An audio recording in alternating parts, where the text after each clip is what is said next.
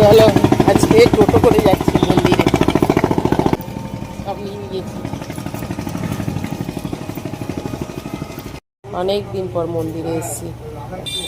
আর আজকে কি বলতো, 11টা বেজে গেছে, কারণ বাড়িতে সব কাজবাজ করে রান্না বান্না করে মেয়েকে স্কুল পাঠিয়ে ওর বাবাও কাজে চলে গেছে, ছেলেকে বাড়িতে রেখে তারপর মন্দির গেছি। প্রায় 11টা বেজে গেছে মন্দিরে যেতে যেতে।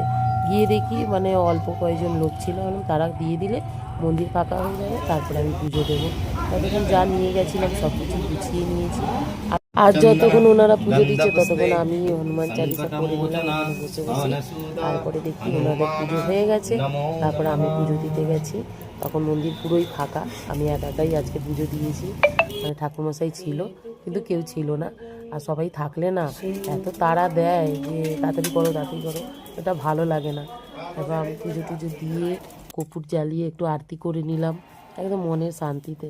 সত্যি আজকে অনেক দিন পর পুজো দিতে গিয়ে মনটা একদম শান্তি, কারণ ভালোভাবে পুজো দিতে পেরেছি। মন্দির টন্দিরে গেলে একটু ভালোভাবে পুজো না দিলে ভালো লাগে না। আর ভিডিওটা ভালো লাগলে অবশ্যই পেজটাকে ফলো করে দিও বন্ধুরা, লাইক কমেন্ট করো।